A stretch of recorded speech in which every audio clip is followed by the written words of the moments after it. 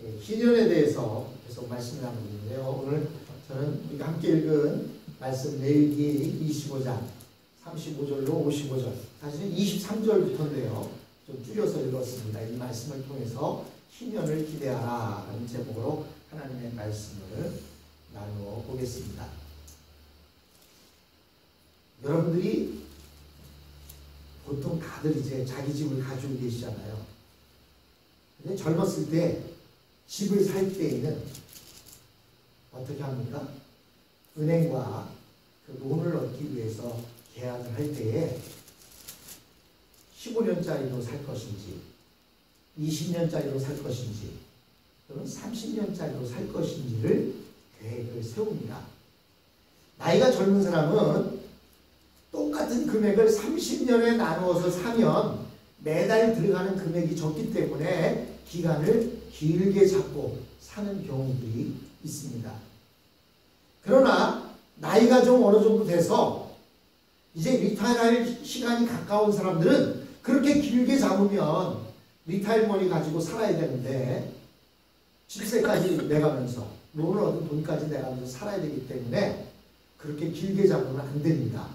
그래서 젊었을 때에는 론을 좀 길게 잡아서 매달 들어가는 양을 조금씩 줄이고, 또 나이가 들어서는 기간을 좀 짧게 잡아서 일이 끝났을 때 두 가지가 페이오프가 돼야 됩니다. 첫 번째는 뭐가 페이오프 돼야 돼요?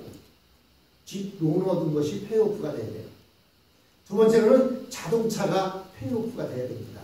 그래야 리타를 한 뒤에 리타일 머니 그리고 소셜 스크립트 가지고 살아갈 수가 있는 거예요. 그런데 내가 리타일할 날짜가 얼마 남지 않았는데 론을 길게 잡아서 얻고 나면 리타일머니 가지고 사면서 엄청난 어려움을 겪습니다. 매달 꾸준하게 들어가야 할 돈이 있다는 것이 많은 어려움을 줍니다. 우리가 희년을 생각하면 희년은 50년에 한 번씩 돌아옵니다. 그런데 50년에 한 번씩 돌아온다고 하니까요, 우리 개인적인 생각을 하는 거예요. 내가 론을 얻을 때 50년짜리 론을 얻는다. 또 제가 50년짜리를 얻는 거하고 여러분들이 50년짜리 얻는 거, 나는 내년에 집을 사야 되는데 내년에 50년짜리 론을 얻을 거야. 이러면 페이오프 되는 날짜가 다 다르죠. 해가 다릅니다. 그런데요, 이 희년 그렇지 않았습니다. 희년은 나라에 정해진 해가 된 겁니다.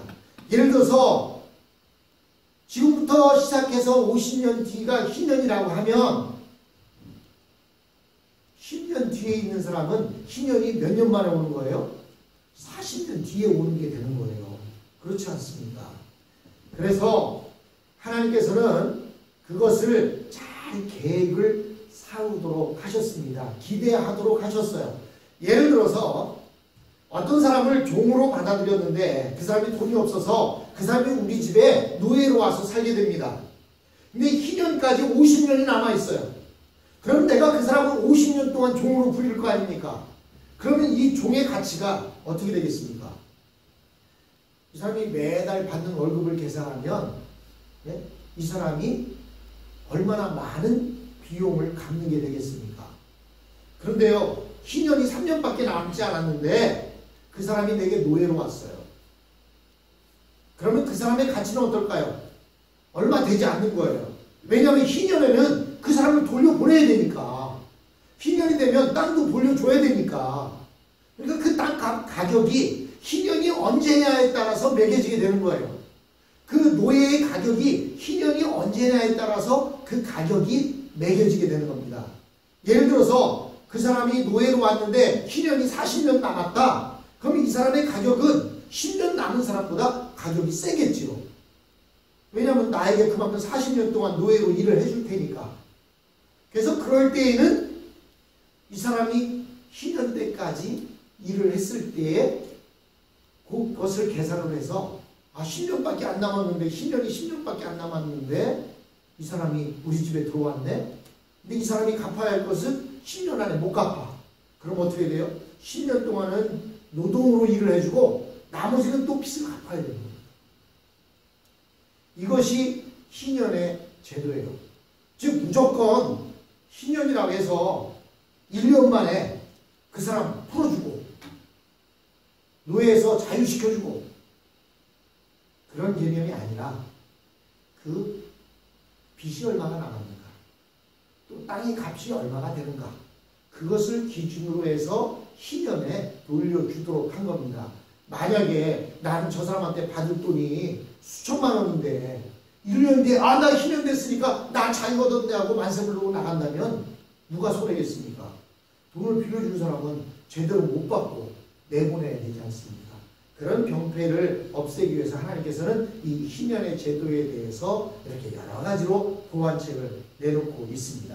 하나님께서는 이스라엘 백성들에게 항상 무엇을 계획할 때 희년을 염두에 두고 살라고 말씀하십니다. 이제 나이가 어느 정도 돼가는 사람들은 무엇을 염두에 두고 살아요? 내가 리타이어 했을 때 어떻게 살 것이냐, 그것을 염두에 두고 살지 않습니까? 그래서 내가 이제 나는 20년 뒤라면 리타이어 할 거야. 그래서 그 리타이어에 대한 계획이 있지 않습니까?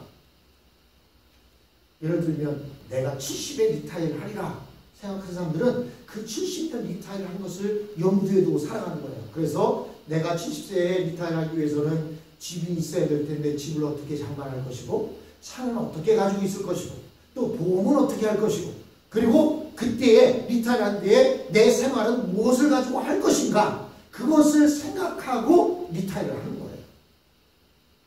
근데 미국 사람들은 그것이 아주 잘 되어 있어요. 어떤 조사기관에서 조사를 했습니다.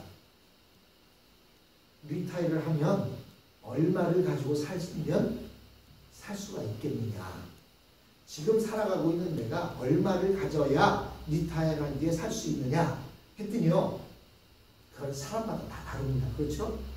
많이 벌고 많이 쓰는 사람들은 많이 있어야 돼요. 적게 벌고 적게 쓰는 사람들은 그 사람보다 많이 쓰던 사람보다 조금 덜 가져도 윤택하게 살 수가 있습니다. 옛날에는요, 지금 내가 벌던 것에 70%만 있으면 리타이어를 한 뒤에 지금처럼 윤택하게 살 수 있다고 이야기를 했습니다. 왜냐하면 조금 아까 말씀드린 대로 론 얻은 거 페이오프 됐죠. 집과 자동차가 페이오프 됐기 때문에 그 큰 돈 목돈이 안 들어가기 때문에 나머지 것 들어가는 것은 한 지금의 내가 생활할 때의 생활비보다 70%만 있으면 된다는 거예요. 예를 들어서 내가 5,000불씩 가지고 매달 살았는데 집도 페이오프 되고 자동차도 페이오프 되고 그리고 은퇴를 하면 그거에 곱하기 70% 하면 약 3,500불만 가지면 아무 일 안 하고도 지금처럼 윤택하게 살 수 있다는 거예요. 그것이 옛날의 조사였습니다. 요즘 한국의 조사 결과에 의하면 얼마가 있어야 되냐 그랬더니 지금 있는 만큼 있어야 된다는 거예요. 그래야 지금 생활을 유지하면서 살 수 있다는 겁니다. 한국은 정년이라는 것이 나이로 규정이 되어 있어요. 근데 미국은 정년이라는 것이 나이로 규정되어 있지 않습니다. 그래서 미국의 많은 사람들은 내가 은퇴할 때쯤에 내 수준이 내 소중에 들어오는 401k 분거, 그리고 리타이머니, 그리고 소셜 시큐리티 이런 것을 다 합산을 했을 때에 얼마가 되느냐, 그것을 놓고 리타이를 계획하는 거예요. 그게 안 됐는데 난 나이 됐으니까 리타이래. 좋지요. 근데요, 살 수가 없는 겁니다. 하나님께서 지금 희년에 대한 것을 말씀해주고 있는데 이런 계획을 하나님께서는 미리 세우시고 이야기를 해주고 있다는 사실입니다. 그런데요, 사실 이스라엘 백성들에게 있어서 땅은 이스라엘 백성들의 땅이 아닙니다. 땅은 하나님께서 이미 그 부족대로, 즉 12지파의 지파대로 땅을 모두 하사해 주었기 때문에 그냥 땅의 권리는 하나님께 있어요. 그리고 그 위에 집을 짓고 살거나 그 위에서 농사를 짓거나 이러는 것이지 땅은 개인의 것이 아닙니다. 그런 의미에서 하나님께서는, 그래서 우리가 이제 좀 이따 자세하게 보겠지만 집도 뭐 팔거나 내 마음대로 하거나 이럴 수는 있을지 몰라도 다시 돌려줘야 하는 그런 이야기들이 이곳에 나오고 있습니다. 이스라엘의 토지는 하나님의 것이고 이스라엘 백성들은 땅을 사용하는 권리만 사고 팔 수 있기 때문에 그래서 하나님께서는 이제 희년이 얼마가 남았냐에 따라서 그 가격을 매기도록 했던 것입니다. 이 이스라엘 백성들이 희년을 생각하지 않고 땅을 사고 파는 것은 스스로를 속이는 것이 되는 것입니다. 왜냐하면 희년을 의식하지 않고 땅을 사고 파는 것은 희년이 되어도 그 땅을 돌려주지 않으려는 것인데 그렇게 하면 그 땅이 자기의 것이 되는 것이 아니라 하나님께서는 이방인에게 빼앗기게 된다라고 이렇게 말씀을 하고 있다는 사실입니다. 한국 사람들은요, 가게를 사고 팔 때 권리금이라는 게 있습니다. 그 가게는 내 것이 아니지만 그 안에 있는 물건이라든지 그 안에 자기가 지금까지 일해오면서 가지고 있던 그런 어떤 고객들이라든지 이런 것들을 생각해서 권리금이라는 것을 내립니다. 즉 하나님께서 지금 희년이 되었을 때 그 건물은 내게 아니지만 그 안에 권리금을 가지고 이 희년이 됐을 때 그것을 의미하는 것으로 성경은 말하고 있습니다. 자, 23절을 보시겠습니다.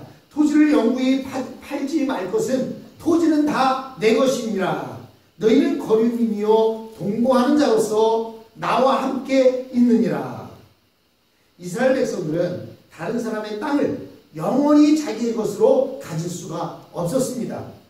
그들은 모두 다 하나님의 땅에 잠시 있는 나그네에 있기 때문입니다. 우리가 이 세상에 사는 것은 이 세상을 영원히 내 것으로 소유하기 위해서 사는 것이 아닙니다. 이 세상은 우리의 무대이고 우리는 이 세상에 위대한 연기를 남기고 떠나야 하는 배우인 것입니다. 배우나 성악가들은 예술의 전당 같은 무대를 자기 것으로 만들 필요가 없습니다. 단지 거기에서 멋진 연기를 하거나 멋진 연기를 하고 떠나면 그만인 것입니다. 그래서 우리는 이 땅에 나그네 같은 인생이라고 말하는 것입니다. 이 땅은 하나님께서 우리에게 주신 무대입니다. 이 무대에서 우리가 멋진 연기를 감당하면 되는 거예요. 여러분 드라마를 보면 어떤 사람은 주인공으로 멋진 연기를 하는 사람이 있는데요. 어떤 사람은 악인으로 연기를 멋지게 하는 사람이 있어요. 악인의 연기를 맡은 사람이 어떻게 해야 멋지게 연기를 할까요?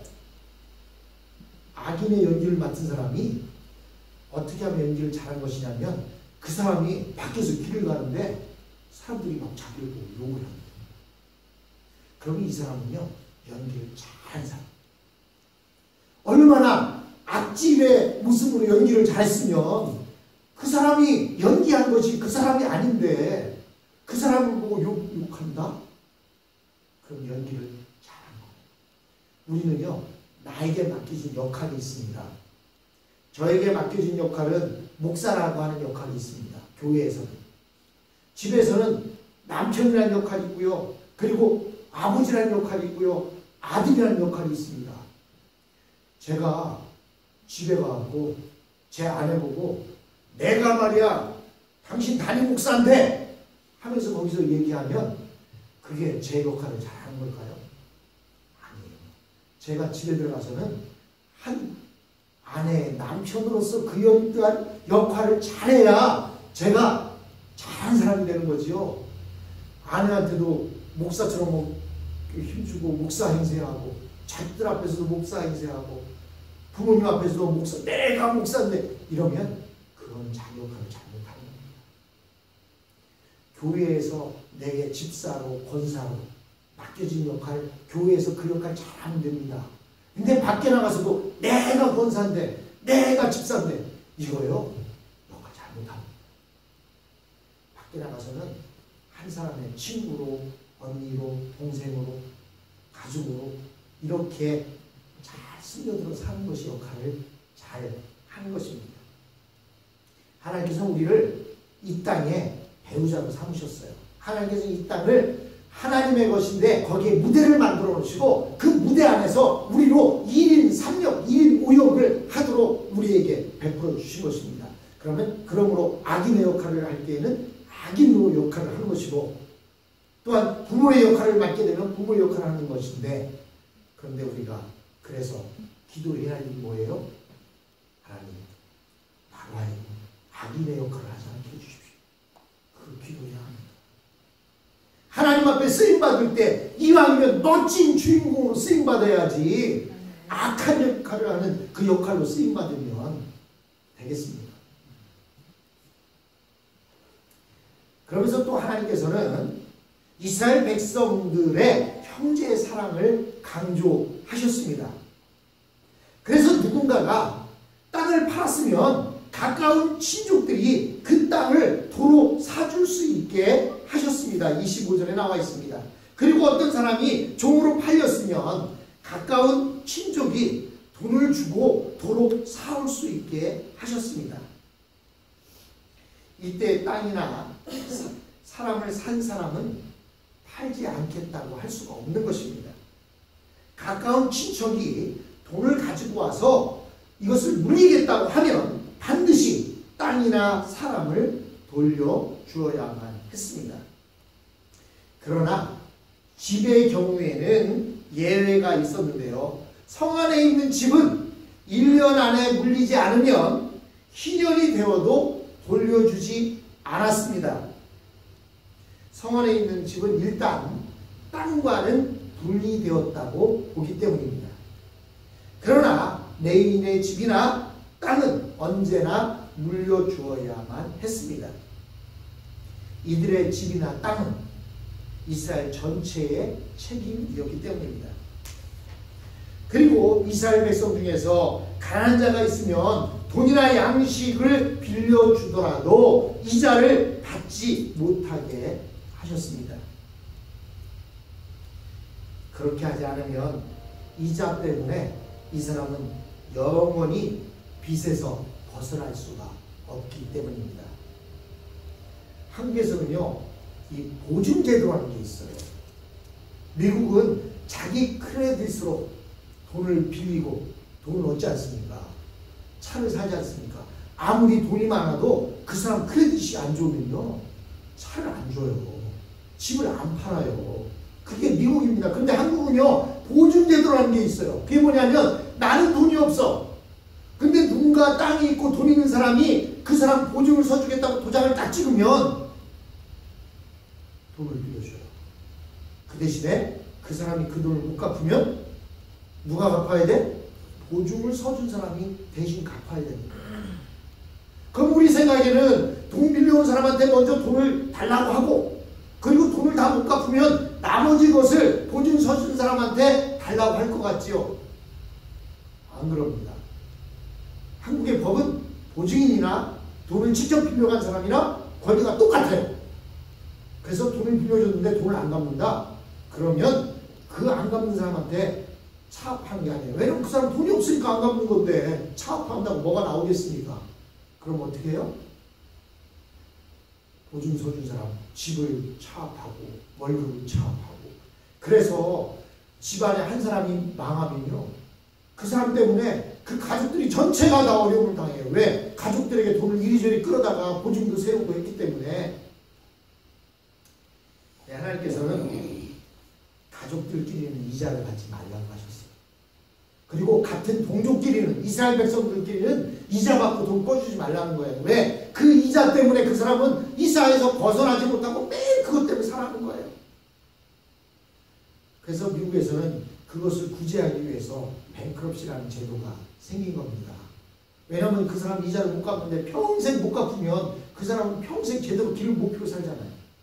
그래서 7년 동안 뱅크럽시라는 7년 동안 그 사람의 크레딧이 망가지지만 7년 뒤에 다시 크레딧을 제로로부터 회복시켜서 다시 새 출발할 수 있도록 해주는 거예요. 이게 어떻게 보면 희년의 제도와 좀 비슷한 의미가 있습니다.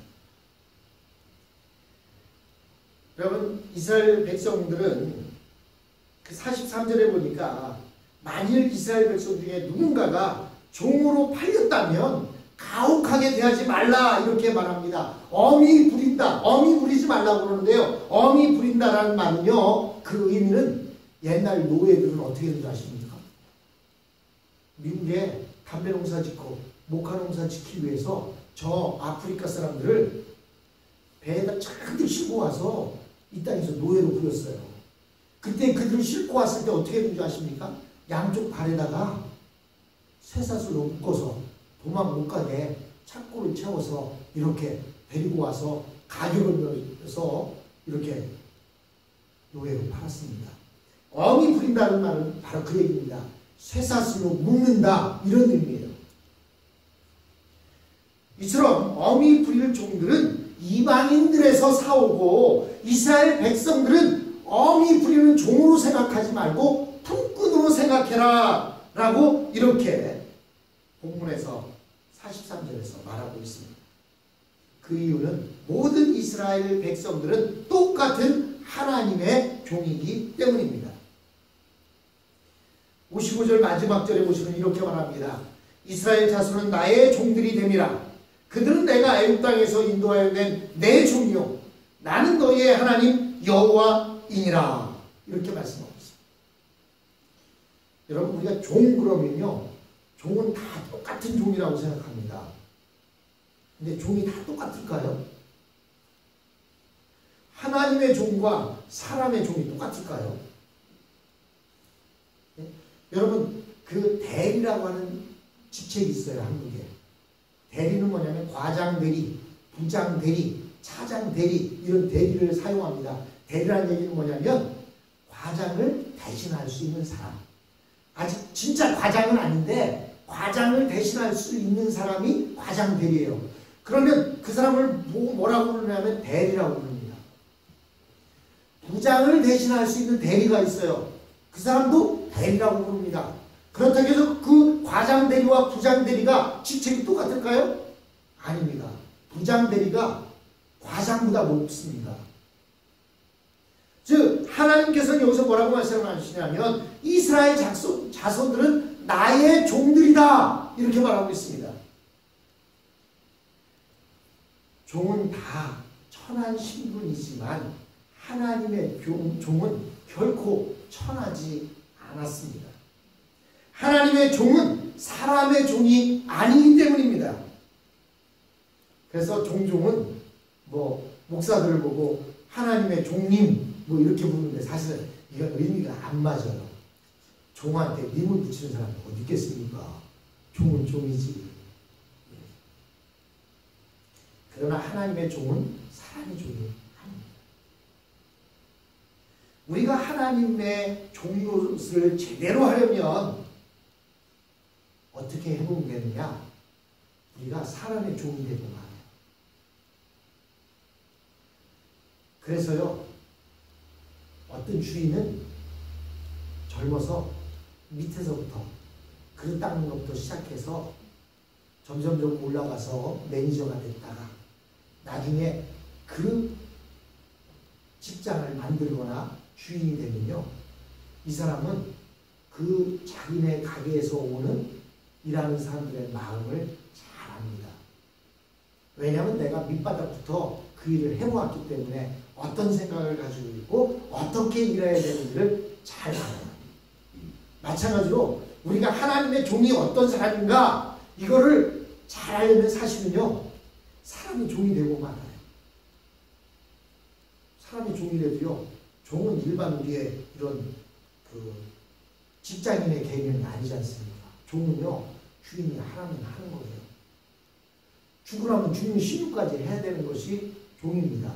그렇기 때문에 하나님의 종이 되려면 사람의 종이 되보는 것도 좋은 거예요. 그러나 우리가 요즘은 종이라는 개념이 없기 때문에 그것을 해볼 수는 없습니다. 하지만 우리가 그 자세만큼은 생각을 해야 된다는 것입니다. 우리가 사람의 종이 되어오면 하나님을 섬기며 또 그 성도들을 섬기는 것이 얼마나 영광스러운 일인지를 알 수가 있습니다. 예수님께서 비유로 말씀하실 때 종이 밖에서 일하고 왔다고 해서 그래 넌 수고했다 얼른 발 닦고 쉬어라 그럽니까? 일하고 돌아오면 또 뭐예요? 집안일 또 해야 합니다. 밥 해야 됩니다. 하지만 즐거운 가운데 합니다. 근데요, 어떤 사람은 즐겁게 일하는 사람이 있는 반면에 어떤 사람은 그냥 인상을 써가면서 하는 사람이 있어요. 어떤 청소부가 청소를 하는데 항상 이렇게 콧노래를 부르며 청소를 하더라는 거예요. 그래서 물었답니다. 당신은 뭐 이렇게 겨우 청소부로 일하면서 뭐가 그렇게 즐거우냐고. 그랬더니 하는 얘기가, 나는 주님 앞에 하는 마음으로 합니다. 주님 앞에 하는 마음으로 합니다. 여러분, 주님께 하듯한다면 얼마나 기쁘겠습니까? 우리에게 주어진 상급을 바라보면 얼마나 기쁘겠습니까? 이렇게 본문은 안식일과 이 레위기 25장에서는 안식일과 안식년 그리고 희년이 서로 연결되어 있음을 우리들에게 보여주고 있습니다. 즉 우리가 안식일을 제대로 지키려면 쉬어도 하나님께서는 내 생명을 책임져 주신다라는 그 믿음이 있어야 합니다. 또한 우리가 안식년을 지키려면 땅도 쉬어야 하고 나 자신이나 다른 사람이나 똑같이 경제학되지 않은 그 땅의 곡식을 먹을 수 있음을 알아야 한다는 것입니다. 뿐만 아니라 내가 안식년으로 쉬어도 하나님께서 1년 쉬었을 때 3년 먹을지를 하나님께서 주신다라고 하는 그 믿음이 있어야만 쉴 수가 있는 것입니다. 하나님은 그 안식년에 모든 말씀의 비밀을 알게 하셨고 그 후에 부흥을 주셨습니다. 오늘날 우리의 최고의 희년은 많은 사람들이 하나님께 돌아와서 성령을 받는 부흥이 바로 우리에게 주어진 희년입니다. 우리의 이 희년이 앞으로도 계속 되어야 할 것입니다. 이 희년을 위해서 우리는 서로 사랑하며 기뻐하고 오순절 성령님이 임하셨을 때 성도들처럼 물질로도 풍성하게 서로 돕고 섬기는 그런 성도가 되어야 할 줄로 믿습니다.